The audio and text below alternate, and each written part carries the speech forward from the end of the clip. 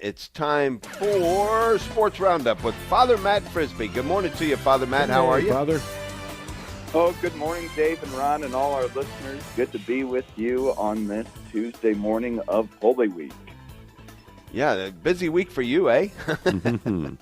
Oh, yeah, you got that right. We have the Chrism Mass this morning at 11 a.m. over at the cathedral, so looking forward to that, of course. Great Mass of the year. But and we can always talk holy things, but this is the Sports Roundup, so I guess we'll talk about sports. Basketball, basketball over the weekend. And, I think the game that really kind of stole the weekend was that Duke-Yukon game. We had some really good games. That Yukon-Michigan State game was a really good game. Duke-St. John's, that was a good game there.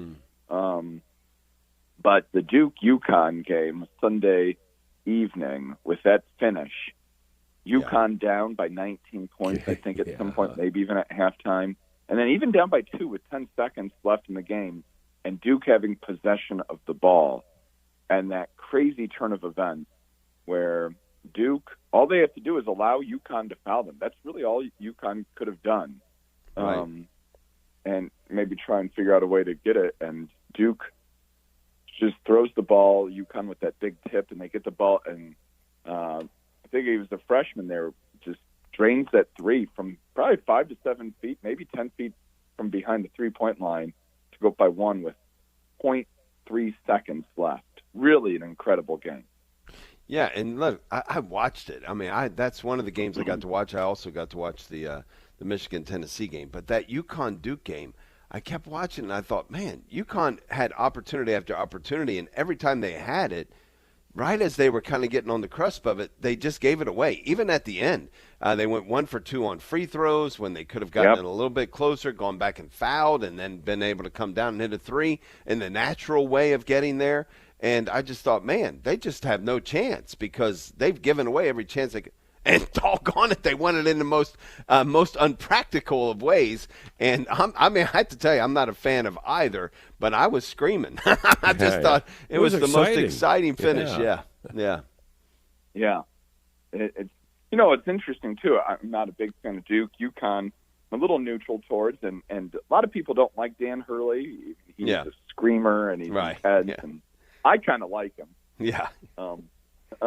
He's very theatrical. What I didn't realize that Yukon's won more national titles than Duke has, and everyone. I didn't know that. Duke, you either love him or hate him, and but Yukon's really been even more successful.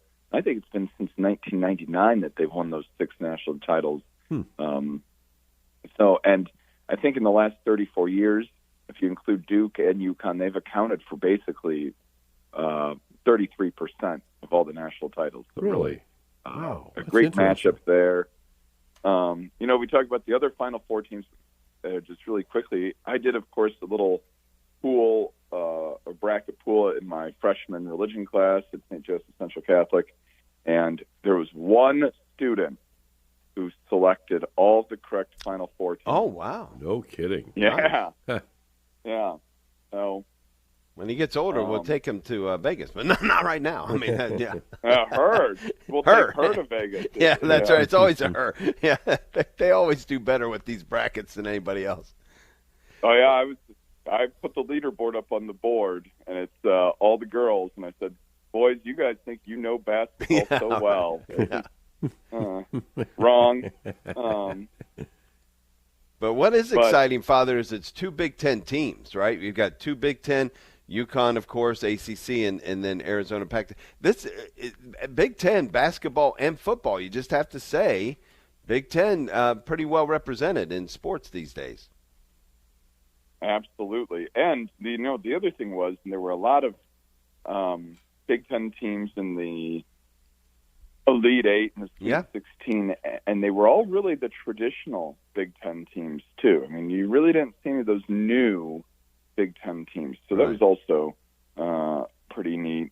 I think, Michigan, everyone's expected them really to get this far. I mean, they've been such a good team, and Arizona as well. It's Illinois, I think, maybe the team that not too many people were predicting to make it into the Final Four. And, I mean, they really suffocated Houston when they played Houston. I mean, just defensively. really tough against them. So, looking forward to this. Hard for me to want to say I want to see Michigan win. Yeah. It's like saying I want to see Duke win. Those are things I really don't want to see. I just couch it in Big Ten language. I just want the Big Ten to win. Just keep it that way. They certainly have a good shot. Yeah. The other thing, we've got baseball just started here recently, last week. And, the Tribe started out in the West Coast. They were playing Seattle, really good team from last year. Seattle, of course, had Cal Raleigh, who hit those 60 home runs as a catcher last year. And Sunday night wasn't so good for the Tribe, but, they took 2 out of 4 up in Seattle. Pretty good when you're out on the West Coast and you can split a 4-game series. And then playing in L.A. against the Dodgers last night, get the win. Mm-hmm. And for the Tribe, the big talk, of course, has been Chase DeLauter, who in those first couple of games hit some home runs. I think 4 home runs in the first 3 games, 2 in the first game of the season. So to make his regular season debut, hits 2 home runs in the season opener, and then in Game 3 hit a big home run in extra innings to. I know. Sunday, he's doing most of the work. It seems like. Can't you other guys help out here? Yeah, that's right. But we'll see. It's early in the season. The Tigers, they're 2-2, half a game behind the Tribe. So as we kind of thought going into the season, it's going to come down to these 2 teams. Now, of course, we're only 4 or 5 games into the season, but it's going to be a long season, of course. But we can see how things shake up. No need to start watching the standings yet, but we'll see how this season shakes out. And for Chase DeLauter, certainly a great way to start the season. I'll just be glad when, of course, home openers are for both the Tigers and the Guardians is on Good Friday.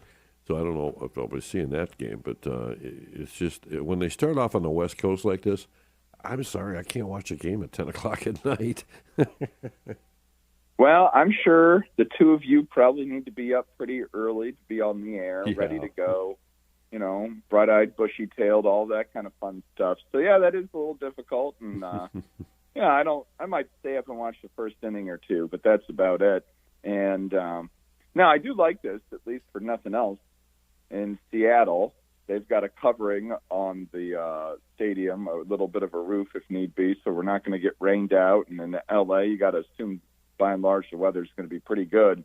You don't have to worry about any makeup games or having to have double headers and rain outs and all that kind of stuff, because we know once we get back here to the Midwest, those things are a real possibility come April and May.